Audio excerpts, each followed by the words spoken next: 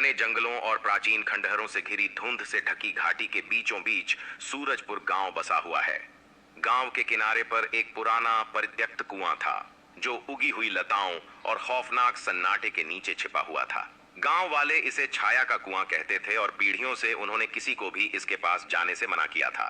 किंवदंती के अनुसार कुआं शापित था। सदियों पहले यह एक शक्तिशाली आत्मा का घर था। चुड़ैल, विश्वासघात और दुहक से पैदा हुई प्रतिशोधी इकाई। पूरी कहानी कोई नहीं जानता था, लेकिन हर कोई नियम जानता था, कुएं से दूर रहो। एक दिन कर्ण नाम का एक युवक गांव में आया। वह एक यात्री था जो प्राचीन रहस्यों और भूली हुई कहानियों की खोज में था। कर्ण का दिमाग जिज्ञासु था और छाया के कुएं की कहानियां उसे आकर्षित करती थीं। गांव वालों ने उसे बार बार चेतावनी दी, लेकिन उसकी जिज्ञासा उसके डर से ज्यादा मजबूत थी। एक शाम को कर्ण गांव के किनारे गया। कुएं के आसपास का जंगल अस्वाभाविक रूप से शांत था। हवा में एक ठंडी शांति थी। जैसे जैसे वह पास पहुंचा, बेलें तड़पती हुई लग रही थीं, मानो जीवित हों। कुएं के सामने खड़े होकर कर्ण को एक अकल्पनीय खिंचाव महसूस हुआ। एक फुसफुसाती आवाज उसका नाम पुकार रही थी। अपने दिल में बढ़ते डर के बावजूद उसने कुएं में झांका। अंधेरा अथाह लग रहा था, लेकिन अचानक एक फीकी भूतिया चमक उठने लगी। कर्ण लड़खड़ाते हुए पीछे लौटा। तभी एक आकृति उभरी, एक महिला जो बहते हुए अलौकिक वस्त्रों में लिपटी हुई थी। उसका चेहरा पीला और उदास था।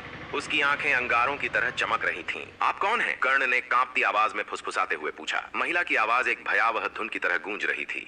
मैं रेवती हूँ, जिसे भुला दिया गया, जिसे धोखा दिया गया। बहुत पहले यह गांव मेरा घर था। एक समय मुझे प्यार किया जाता था, संजोया जाता था और सम्मान दिया जाता था, लेकिन लालच और ईर्ष्या ने मुझे नष्ट कर दिया। मेरे अपने लोगों ने मुझे जादू टोना करने का आरोप लगाते हुए इस कुएं में फेंक दिया, जबकि मेरे पास सिर्फ उपचार करने का उपहार था। उनके विश्वासघात ने मुझे यहाँ बांध दिया, मेरी आत्मा को इस शापित रूप में बदल दिया। कर्ण को डर और दया का मिला जुला एहसास हुआ। उसने पूछा, तुम अभी भी यहाँ क्यों हो? रेवती की आवाज पीड़ा से भारी हो गई। क्योंकि श्राप अभी भी बरकरार है। मैं दुनिया के बीच फंस गई हूँ। मेरी आत्मा इस जगह से बंधी हुई है। जब कोई मेरी कहानी सुनेगा, मेरा दर्द समझेगा और मेरे साथ हुए अन्याय के लिए न्याय की मांग करेगा, तभी मैं आजाद हो सकती हूँ। उसकी कहानी सुनकर कर्ण ने उसकी मदद करने का वादा किया, लेकिन जब वह जाने के लिए मुड़ा तो रेवती के चेहरे का भाव बदल गया। उसका दुख एक धूर्त मुस्कान में बदल गया। उसकी आवाज में द्वेष झलक रहा था। तुमने मेरी मदद करने का वादा किया था, लेकिन किसी ने कभी अपना वादा नहीं निभाया, वे उसने कहा। उसका चेहरा काला पड़ गया। चलो मैं तुम्हें इस अभिशाप की सच्चाई दिखाती हूँ। इससे पहले कि कर्ण कुछ प्रतिक्रिया कर पाता, उसे परछाइयों ने घेर लिया और उसके आसपास की दुनिया गायब हो गई। उसने खुद को एक अलग समय में पाया, रेवती के विश्वासघात के क्षण का गवाह। उसकी शक्तियों और सुंदरता से ईर्ष्या करने वाले ग्रामीणों ने उस पर जादू टोना करने का आरोप लगाया। दया की गुहार को अनदेखा करते हुए उन्होंने उसे कुएं के पास घसीटा। एक शक्तिशाली पुजारी ने उसकी आत्मा को काले मंत्रों से बंद कर दिया, यह सुनिश्चित करते हुए कि वह उन्हें नुकसान पहुंचाने के लिए कभी वापस न आ सके। लेकिन अपनी क्रूरता में उन्होंने उसी राक्षस को पैदा कर दिया था जिससे वे डरते थे। जब दृश्य समाप्त हुआ तो कर्ण कुएं के पास जागा। उसका दिल धड़क उठा जब उसे एहसास हुआ कि गांव वालों के पूर्वजों ने रेवती को गलत तरीके से श्राप दिया था।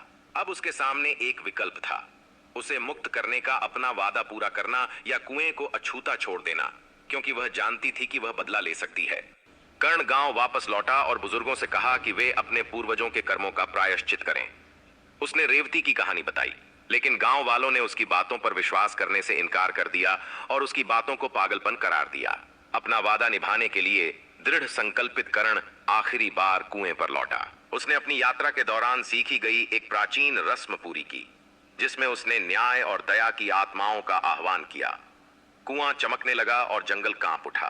रेवती एक बार फिर प्रकट हुई। उसका रूप सुंदरता और भय के बीच बदलता रहा। तुमने वह किया है जो किसी और ने करने की हिम्मत नहीं की, उसने कहा। उसकी आवाज अब नरम हो गई थी। तुमने सुना, तुमने सच्चाई की तलाश की और जो टूटा हुआ था उसे जोड़ने की कोशिश की। इसके लिए मैं तुम्हें तुम्हारे वादे से मुक्त करता हूं। इन शब्दों के साथ ही रेवती का रूप प्रकाश में विलीन हो गया और रात के आकाश में ऊपर उठ गया। कुआं शांत हो गया। उसका अभिशाप समाप्त हो गया।